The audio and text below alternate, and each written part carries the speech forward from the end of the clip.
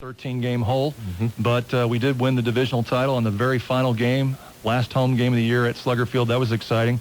I've told Rick this many times this offseason, please, let's not do it that way again this year. But we have won 3 straight divisional titles. It would be nice now to, okay, we've gotten that far, and we'll probably run into the Durham Bulls again, but let's go the next step and maybe win the whole thing. The challenge is at this level, when you get into August, the Reds are starting to really maybe get into your roster a little bit because of injuries, whatever it may be.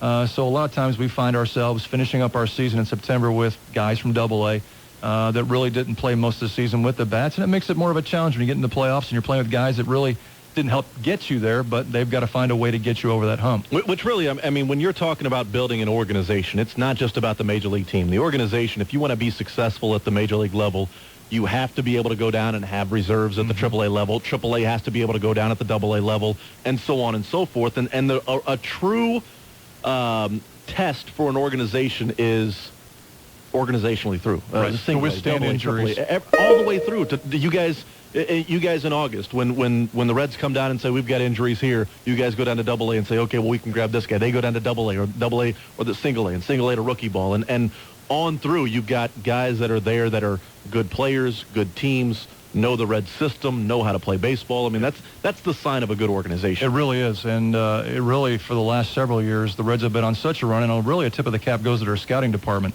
which have put together some great drafts. I mean, you look at the #1 picks over the last 5 years for the Reds, they've all had great success, and if not gotten to the major leagues yet, are very close to getting there. And look at Juan Francisco last year, 3 times up and down from Louisville to Cincinnati. You're probably going to see that again maybe this year out of him, but also some other people. You never know with Scott Rowland, his health situation. Some guys in the outfield, who knows?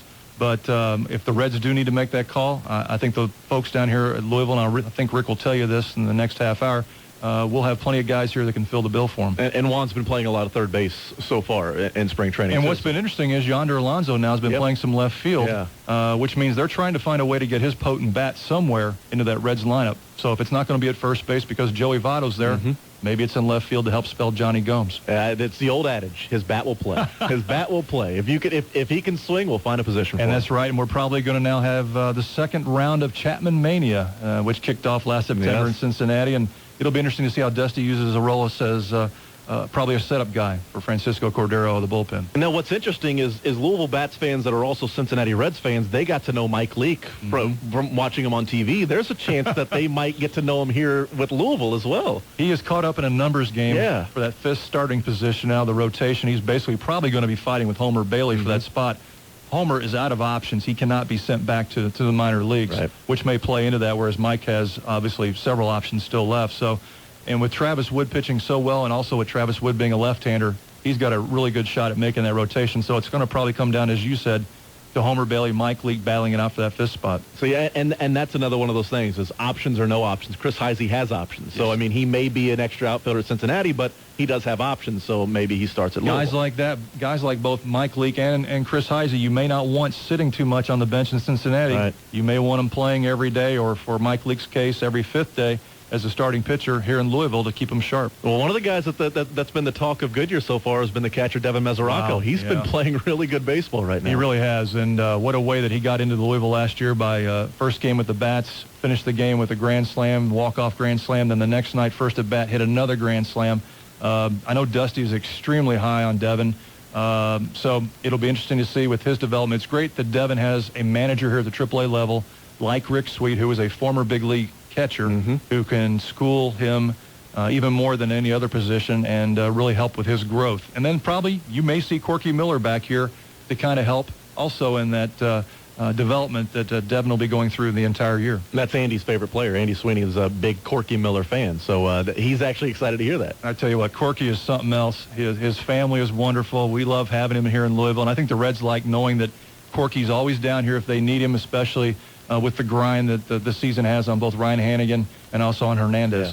Well, Andy makes fun of me because every year, part of my baseball getting ready for, I always pre-order the baseball prospectus and the Baseball America Prospect Handbook. Got to have that.